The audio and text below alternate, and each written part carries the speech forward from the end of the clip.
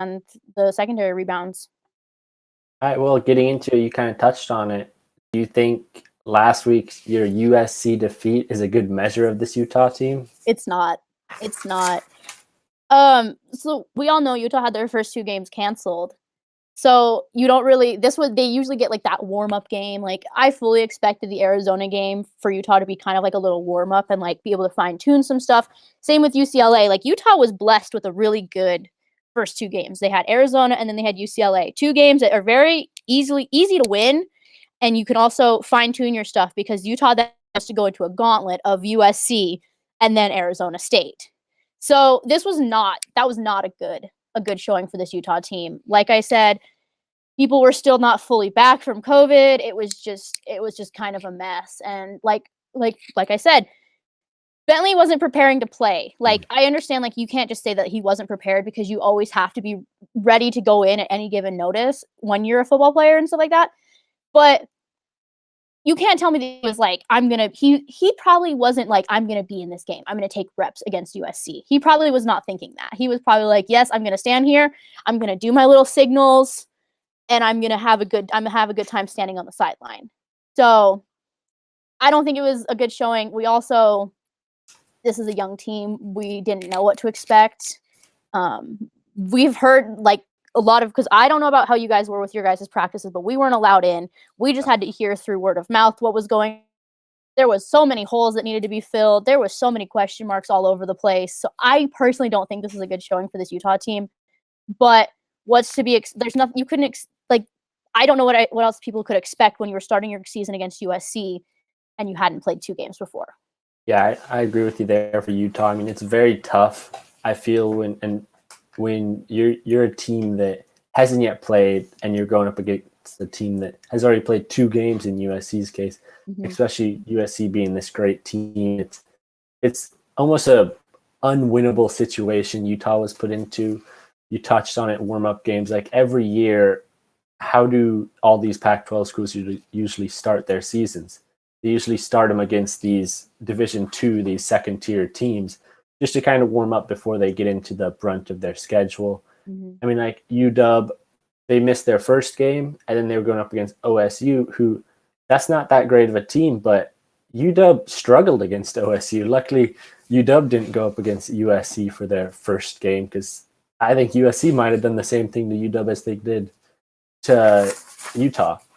Getting into kind of UW's game against Arizona, I think it's tough to say how good of a measure it really was, as Arizona's not the best school. But I think it kind of showed UW's potential. I mean, in that game, UW did everything right. They relied on their defense, which allowed only 6 total points in the time that their starters were out there. At the end, their second team allowed 3 touchdowns, which that was not very exciting, not very fun. But it's second-team guys going up against first-team guys. So, yeah, the starting defense for the Huskies played great, which is what you got to expect as a Husky fan and someone who watches them. The defense is going to show up, and then the run game showed up. And that's kind of what you want to see from the Huskies each week. Can they replicate it against a better team like Utah? That's going to be the question. I mean, it's one thing doing all these things against Arizona. It's another thing doing it against Utah, who's one of the top 6 schools, I guess, in the Pac-12 versus Arizona bottom 4. So it's tough to say. It's about replicating against top-tier schools, I feel. Yeah, I completely agree. And like you were talking about, like, good things that came out of each game. Like Utah had some good things that came out of this game. Like even though there was some bad moments, there were still some good things too. Like seeing Ty Jordan. Like Ty Jordan was a very welcome surprise to the Utes in this game. Like he was doing it all. Like they could dump it off to him and he was going for like 12 yards, I think was one of his catches. Ty Jordan was a good bright spot. A lot of our younger guys on the defensive line looked pretty good, like Xavier Carlton, Van Fillinger. They looked good. Nephi Sewell had an interception and a scoop and score. That was a really bright moment to see for this Utah team because he's playing linebacker, which is a position he didn't play prior to this season. So it was good to see him step into that void.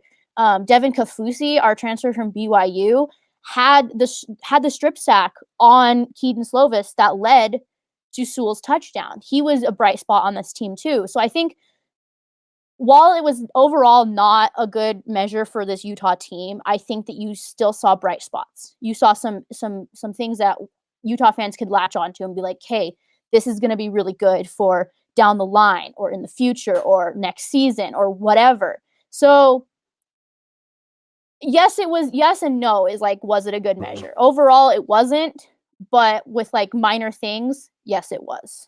Looking at these bright spots, what are some areas you think Utah's going to need to improve the most at from their game against USC to their game against UW in order to be more competitive, I guess? I say it's the secondary and the offensive line. It's those are the two biggest ones because you can't throw the ball to Brian Thompson or to Brant Keithy if you don't have a pocket. Like that's not going to happen. And you want to be able. Utah has some of the most talented wide receivers and tight ends in the conference.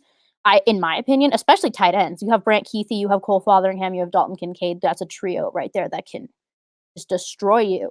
And you can't throw it to them and get them actively involved in the. You don't have a pocket to pass in, and you can't rely. You have to have a good secondary because otherwise, it's just going to be like every time your defense lets a touchdown in, your offense is going to have to go and respond, and time's going to run out. And if it's a shootout game and you end up being the team, you don't have the ball last, you're not in a good spot. And I think that the secondary is going to grow. Like it is a very young and it is a very talented secondary, but we all know there's a jump from high school to college, just like there's a jump from college to the NFL. And these kids got thrown into the fire last week, especially the secondary and even this offensive line playing against some good USC defensive linemen who are probably going to play in the NFL. Yeah, it's tough for these young guys, and with another game under them, you can only hope for improvement. Looking at it from UW's side, from week 1 to week 2, the Huskies saw improvement in these young guys, especially their quarterback. Week 1 against Oregon State, week 2, I guess, for the Pac-12, but week 1 for the Huskies against Oregon State, it was very conservative game plan for him, really just little 5-10 yard passes is all he did. And then you got to the second game against Arizona, and they opened the playbook up for him. And he was throwing these deep balls, which not many of them were completed, which I think that's going to be something that the Huskies will need to work on in order to beat more teams and be able to compete against top-ranked teams, is to complete these deep passes. There were probably 5 or 6 off the top of my head deep balls that Dylan Morris threw. And I believe he only completed maybe one of them. Most of them, he overthrew them or they were dropped. There were 2 drops, both by the true freshman Jalen McMillan, which would have been 2 touchdowns quite possibly. So the Huskies are going to have to work on things just like every team has to work on things. Mm-hmm. And that's really going to be the focus, I feel, going into now week 4, I guess you could call it, against Utah, is going to be the QB to wide receiver chemistry, getting on the same page. Because even on passes that were completed, like the opening drive, I believe it was, Dylan Morris completed a pass to Puka Nacua for a 65-yard touchdown. If you actually watch that play, Dylan Morris threw the ball behind him. So it was not that great of a pass, even though the play ended up being good. It was the wide receiver making up for the quarterback's error. So that's going to be something that UW will have to really work on in order to compete against the top 6 ranked Utah, I guess, in the Pac-12. Yeah, and Brian Thompson addressed that in media this week for Utah, is that since Utah, this was a quarterback battle for Utah, all of fall camp between Rising and Bentley. They did have Rising like locked in as the starting quarterback by the second week of camp, but Brian talked about how the wide receiving core at Utah they tried to build chemistry with both quarterbacks because that was their thing, is that they wanted to be able to play with both of them and be on the same page.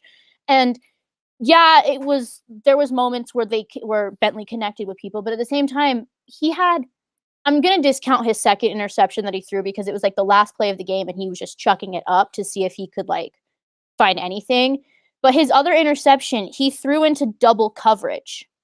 Like, I'm not saying that like that's it's bad. It's bad to throw into double coverage, but I don't know if that was just him thinking that he could have his wide receiver beat these two USC defenders, but there was a very clear lack of chemistry between the wide receivers and Bentley on Saturday. And I don't know if it was because they were expecting to play for Rising all day, but I think that it's going to change this week, and I think that there's going to be more. You're going to see more chemistry between the two.